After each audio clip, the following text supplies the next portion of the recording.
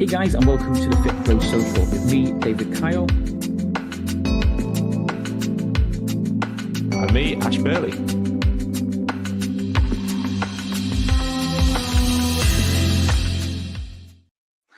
Good morning, good afternoon, good evening, and good night wherever you are in the world, and welcome to this week's episode of the FitPro Social.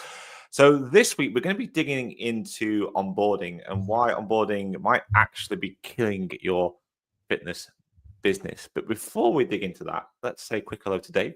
So how are we doing, Dave? Look like you're in your gym today? We are, yeah, working from home. Yesterday, I was feeling a bit of a cold, and today I think it's starting to properly arrive. So I thought, no point going into the office, I'll just work from here. Addition to the gym this week, though, is a walking treadmill. Hey. I know we talked about once about people being on calls while being on the walking treadmill. That's not going to happen here. But yeah, it actually made a bit of a difference, because obviously I'd be sat there for 5-6 hours and not moving, where now at the stand-up desk, on the walking treadmill, I was going at, I don't even know what the speeds are, but it was like 1.8, whatever that means. Feeling comfortable, not feeling like I'm like going to fall off or do any typing away. The more brain-demanding tasks, I turned it off. Yeah. But everything else, kind of like the easier task, it was quite cool, actually. Kind of selling it a little bit there. I'm going to have to admit something here. Like, I actually have one of those, and I ordered it in September last year. It's still in the box in the garage. It's moved from one house to the next house, and the whole idea is it's going to go under my stand-up desk, and I was going to use it, and it's still in the box. I don't even know if it even works. That's how long it's actually been there. So, maybe a bit of a kick up the arse for me to go and get that out and actually start using it for a change. No, obviously, I don't have the huge amount of space, so it's literally just moved to there, so I can stand here and work. But yeah, even that, the onboarding process, like what we're going to talk about today, the onboarding process of using this treadmill was easy-ish. You had to plug it into the mains, then you had to download an app, activate the app, the treadmill will work. That, for me, is a slightly complicated onboarding process for somebody that maybe isn't tech savvy. You know what I mean? You just want to plug it in, use the remotes, and press play. But it wasn't. You had to download an app. You had to register the device, walking pad, and then it would work. And this is kind of why we wanted to talk a little bit about the onboarding process today, because the onboarding process, if done wrong, will kill your fitness business. In fact, it will probably cost you more money in the short term and the long term if you get your onboarding process wrong. Oh yeah, definitely. I mean, I think it's one of the most important things that you can do. Like, your onboarding process has to have certain things in it, and it has to be so smooth and slick. And I think when you get it right, it means also you can charge more money as well. You can offer a premium service. A perfect example, I think, a company that gets onboarding spot on every time, and it still amazes me because their products are good, but there are better products out there that have more features and do more things, but they are really, really simple, and that's Apple. If you think about Apple's onboarding process, you buy a phone, you buy a MacBook or anything, even from the point where you open the box, the packaging, like, it's simple. There's this thing you have to pull. Everything's smooth and easy. As soon as you open up, everything's done in front of you. Click this button, do this. It becomes so simple to do. Before you know it, you've enjoyed the whole onboarding experience, and it feels premium. And I think that's such an important thing, because you spend such a large amount of money to get something. You want everything to be premium from start to finish. That onboarding process to be as slick as possible, so you can use it nice and easily. And I think Apple have that absolutely nailed. But imagine if you did that the other way around. If you spent that amount of money on a device and it was an absolute pain in the arse to go in on board, to get things open, to get into something, to get it switched on, to download other apps and do all these different things. If it was that much of a pain, you probably wouldn't end up going to go and buy the next version of it again. You'd probably try and find something simpler and easier. And I think that's really why onboarding is such an important part of any business you do, whether it's selling products or services or anything. You've got to get that first interaction, those first impressions, if you like, right, because you only get one chance of doing that. I'd say getting it right, I think it's more about the actual clients, or in our case, like the person joining our 6-week program, 30-day trial, or whatever it is. They need an instant result. They need confidence or some sort of gratification, satisfaction, whatever you want to call it, to say, yes, I made the right decision. So in our fitness businesses, we have a week, 2 weeks max until they are confirming to themselves, I want to stay for the long term, or I'm only going to do this 6 weeks, so I'm going to give up even halfway through the 6 weeks because this just isn't for me. So, for example, you sign up to something now. Let's say you join a 6-week challenge. You pay £300 or £400 for this 6-week challenge. You turn up. No one welcomes you. You kind of amble around the back of the class and you stand there. No one's still talking to you. And then you're just like, well, I don't really know what I'm doing.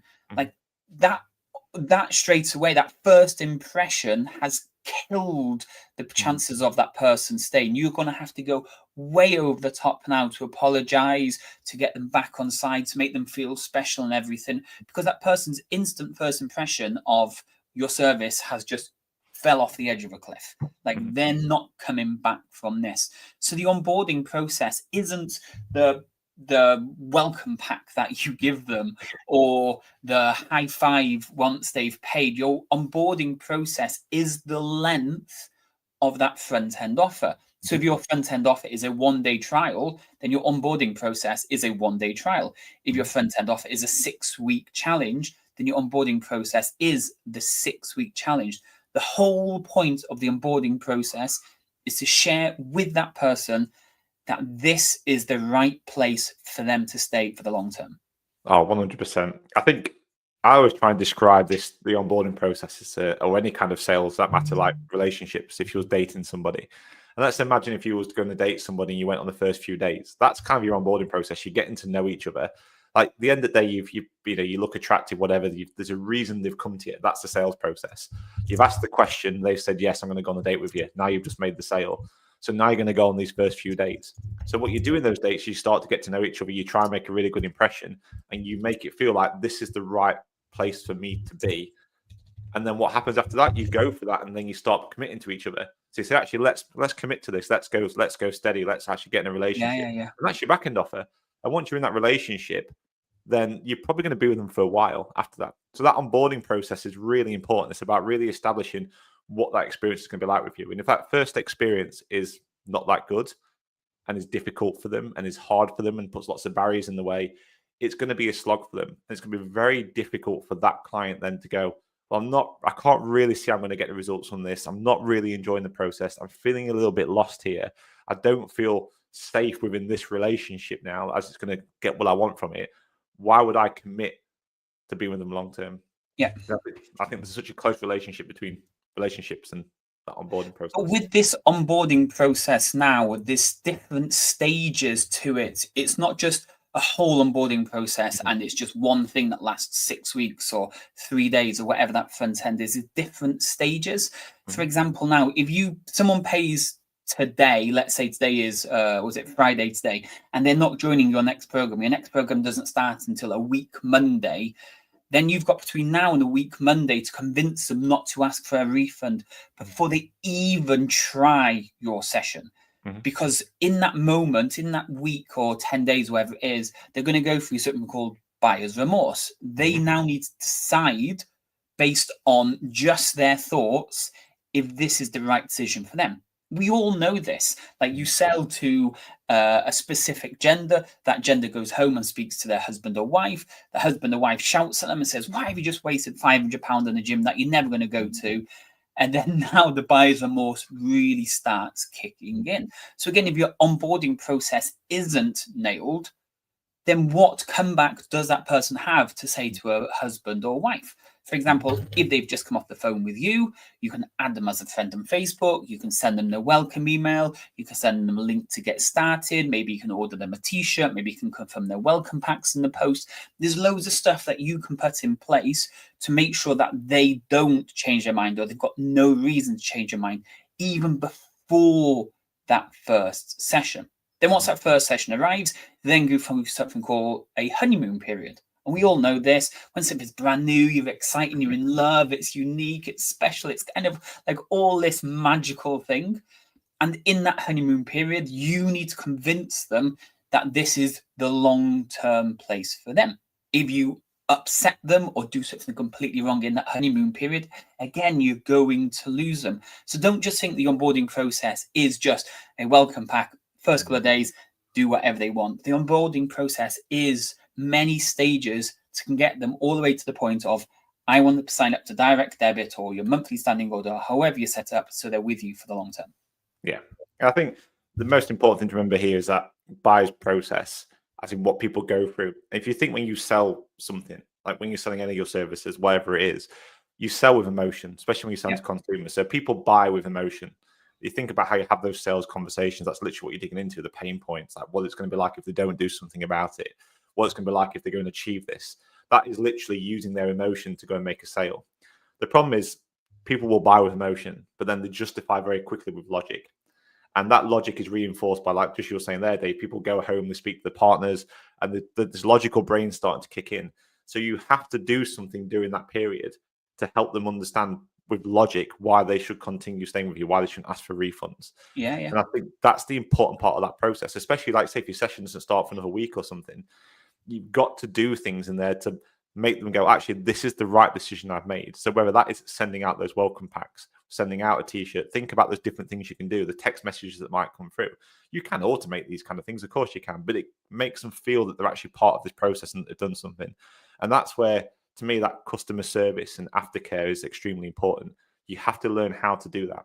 You really have to learn how to do that. Like the simple messages, text messages, join them on social media, having little conversations with them, sending some cool things through so it just drip feeds out over that week or whatever it is until they have their first session is going to make all the difference. And then just like you said there, when you first go to your sessions, that is the honeymoon period.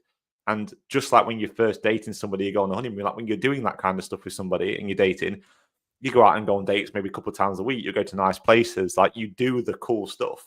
Yeah. When you're in a main relationship, you don't do that.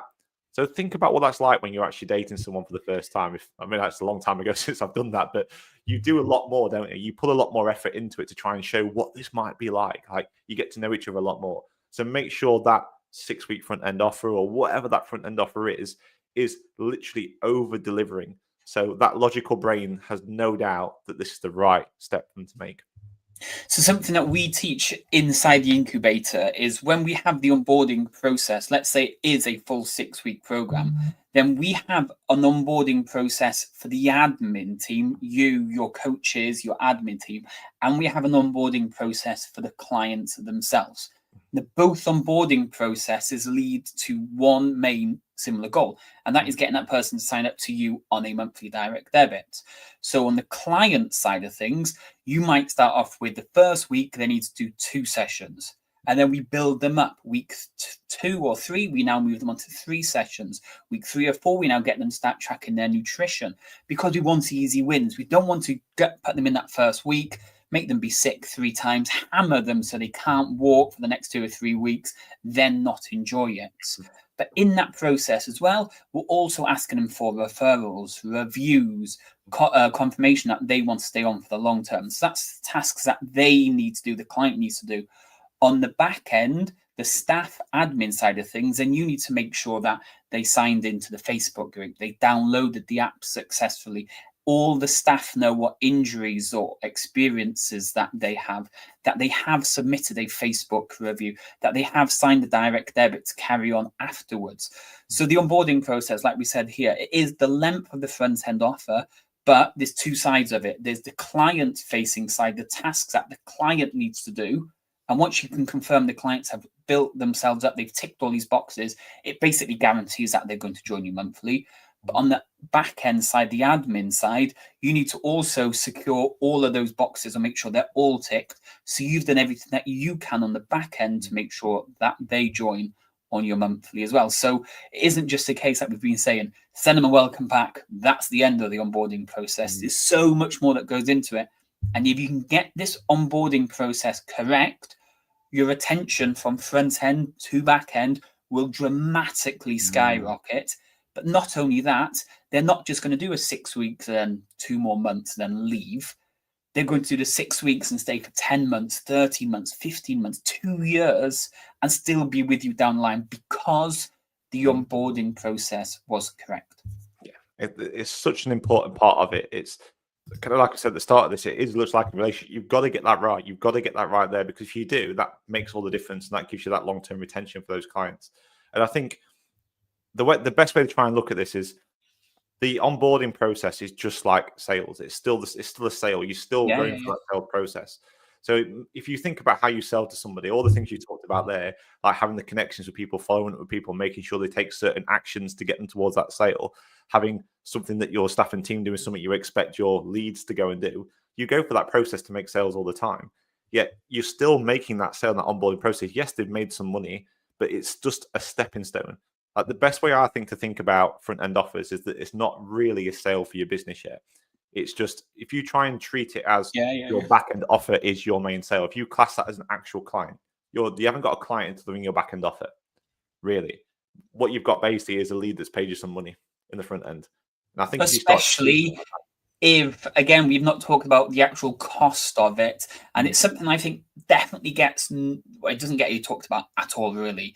The cost to sign up somebody, so that is the costs you pay. So if you run Facebook ads and it costs you £80 to make one sale, and your program is, say, £200, then it's cost you 80 quid. So now you're down to 120 quid. That's just to buy that person. That's the cost it's cost to buy it. Then you've got the cost of delivering the service to that person. That is the turning up to the sessions, that is paying for the coaches to deliver those sessions, that's the wear and tear on the equipment, that's the electricity costs and everything. So let's say if it's a 6-week program, let's say it's, I don't know, 40 quid is your total cost of delivering that session. So 80 plus 40, 120, they pay £200. So the only money you're actually bringing in, obviously take VAT and tax off that a bit more, you might only get 50 quid from that person for a 6-week program. So like you just said there, it's not really a client because it's costing you so much money just to get them to the point of week 7 or day 43 or whatever it is. And I think that's why it's so important to start approaching these as businesses. I think sometimes because there's such a lower level of entry into this industry, it's difficult sometimes to really start thinking like a business person and understanding that there is a cost of acquisition for every client that comes in. There's a direct cost for every client that's there. And this front end that brings people in, this front end offer, for most industries and most businesses, they kind of follow this model anyway. And then sometimes they can be lost leaders, which basically just means you don't even make a profit on it, or you lose money, because you know as a business owner that this really is just part of that acquisition cost to try and bring them in. A perfect example of that is Netflix. Or Netflix. Netflix is one of them. I think Netflix needs you to be signed up for like 5 or 6 months before they actually make money from you. Yeah, same with HelloFresh, the food thing. I think it's like 7 boxes or something you have to have before they start making any actual profit. It's a crazy amount, but they know this and it's in their marketing. But they will also know things like they know certain numbers will leave and so on. So like it's such important to understand your numbers and start looking at your front end offer and your onboarding as part of that process. And just know really you haven't really got a client until you've kind of got past that point, until they're really in your back end offer in reality. Yeah, 100%. And that's why we want to try and lock people in to commit to monthly. So for commercial gyms, for example, we'll work with a load of commercial gyms and they'll offer 1 day, 2 day, 7 day free trials. And it'll cost them, I don't know, 40, 50, 60, 70 pounds to get somebody to sign up to a 7 day trial. But they know that that person then commits to £40 a month for 12 months on direct debit automatically after the 7 day trial. So for them, like you say, it's a lost leader. They make a huge loss on that front end. If it's £40 a month and it costs them 80 quid, they don't make any money until month 3. That's when they finally start earning a little bit of profit from that client. But they know the client is tied into a 12-month contract, so that client is actually worth a couple of £100 to them. So they're happy to make a huge loss on the front end because they know they can secure them for the long term. But if your onboarding process is rubbish, they turn up for day 1, their fob doesn't work or their code doesn't work, the receptionist is grumpy, the gym is absolutely packed, the gym's a mess, there's no equipment for them to go to, the music kind of like keeps skipping, like something wrong with the system, they're going to think, bloody hell, what a crap gym this is, I'm off. You've spent 80 quid to annoy somebody and they're not going to sign up. Like, you've just killed your onboarding process there. Yeah, definitely. And I think if you don't, you've got to do everything in your power to make sure that they stay past that point where you start making a profit. That's the key thing. I think there's always stages. Like your first stage is like get them past wherever that break-even point is. The next stage is like there'll be data that will tell you when a client gets to a certain point, they're more likely to stay longer. Yeah. Like for example, it might be like if you know a client's paid 6 months of membership, then they're probably going to stay for maybe another year. There might be a point where you know that. And when you start looking at that data, you can start doing things, doing your onboarding process, doing the rest of how you coach them to make sure they get past these milestones. Because when you hit these milestones, you know, the chance of them staying even longer is going to be more likely. And these are little things you've just got to start thinking about. And I tell you what, we actually see this quite a lot, the lost leader style of stuff with online. And one of the biggest questions I tend to get with online coach when they first come to is like, oh, people are offering online programs for like 10 a month or 20 quid a month or whatever it is, or like 50 quid to go and come to this like 12-week program. And they do, but they are all lost leaders, all of them. It's what happens on the back end. All they're trying to do is get you in to cover either some of their costs. Some people call it self-liquidating offers. That's probably quite a popular thing you see as well if you want to look at the posh names for it all. But basically all it means is that's just covering the costs to get you in. Once they're in, they do everything in their power to onboard you properly, to nurture you into becoming a long-term paying client or to purchase something at a higher rate. And that's where they make their money. So all these front-end things that you see generally are quite low. They're not really making any money on it. They're relying on the fact that they can do such a good job doing the onboarding process that you'll want to stay with them for the long term. And that's how they're going to make their money, or they can upsell you into something else. And that all comes down to that onboarding process. It's so important. The point you said there, that you will start to see patterns. Now, if you don't know your conversion from front end to long term or monthly, or whatever you want to call it, then you need to look at that straight away. We set a super simple KPI of 60%. Now, some of you watching this might be like laughing, like, that's pathetic. That's such a low number. But you will be massively surprised that most fitness business are not even getting close to 60%. And that's because they haven't tracked, like you were saying, these key points in that journey. So if you're working with somebody now, and let's say it's a 6-week program, and you're seeing loads of people actually drop off at week 4, they don't even get to the end of the 6 weeks, then the chances of them moving on to monthly is dead at week 4 because they're not even completing the front end program.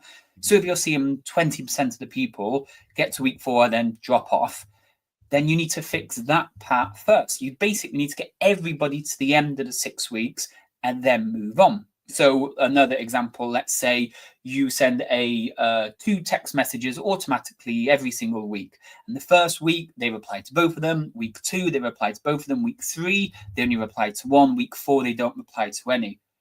And then that's your indication that, okay, there's something wrong in week 3 because they've replied to both in week 1, both in week 2, but only one in week 3. And now they've stopped replying to them completely. So what needs to be fixed there? Do you need to add more text messages? Do you need to add less text messages? Do you need to restructure those text messages? And yeah, there's so much that goes into this, and like we're making it sound super complicated. But if you actually want to be a profitable fitness business, you have to get this onboarding process correct. You need a minimum of 60% converting from front end to monthly. Minimum. The top people that we work with are doing 70, 75, 80% because that onboarding process is unbelievable. Mm-hmm. Unfortunately, you'll never get 100%. Like it's never going to happen. No, it'd be nice if that was the case, but you never ever get it at all. I think you should always aim, like say, there needs to be a minimum amount, and understanding what your minimum amount is, and thinking about how that data matters. And just like you're saying there, Dave, like it sounds like it's complicated. We're talking about lots of numbers here, and I bet people are thinking, how the hell am I going to work all this kind of stuff out? Just keep it nice and simple. It's just looking at the numbers. Yeah. Like start off with like, what is my actual conversion rate between front end and back end? That's what you start at. And if it's above 60 or maybe it's 70%, okay, look back at your onboard, look and say what's working well in here. And that's what you want to start looking at. And then you'll start noticing these little patterns. And if you don't have ways to track stuff, like text messages are really quite easy to track. If you're using things like Lead Deck, you can see what open rates are. Like there are things out there to help you understand where people are falling off, and then you can start adapting your programs and systems to suit to deal with that. You can see it the other way as well. I think a really good example of how businesses can use numbers. And this is a bit different to most people listening to this. This is quite a big gym chain. The gym I go to is called MySpace, which is near us. And they have a deal in there where you come in there and whatever you sign up with is the price you'll pay for the rest of your life as long as you stay a member. What it is. So theoretically, there's people on there that are paying like 20 quid a month, where it's like 50 quid a month now, but they've been paying that for like 12 years or something like that. Now you might think, okay, that kind of makes sense. Like it's a good deal if you keep there and you want to stay in. But in reality, if everybody all just signed up and they hit capacity and they're paying 20 quid a month, inflation alone is going to eat away at their profits and they're going to go out of business. That's what would happen if everyone did that and stayed there and signed up. But they know they've got a certain churn rate. So they know that people that sign up, some people will stay on for a certain amount of time, but a certain number of people will leave. And I'm pretty sure they've got quite a lowish churn, as in they've got quite a high churn rate. And I think that's why they do this deal, because they know certain people will sign up, they will leave, and then they can keep replacing them with new people because they've got this good deal where they're fixing it for life.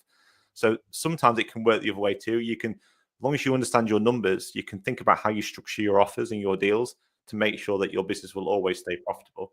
So it does work in lots of different ways as well. Then maybe for them, their way of doing it is they get people on these lower amounts and then people are just scared. Oh, I don't want to cancel my membership. I've not been for 8 months, but if I cancel it and I want to join, I've got to pay double or triple the amount. So I'll just keep it ticking over in the background because I might want to go back in the next month. So yes, again, it's crazy retention strategies, really. Yeah.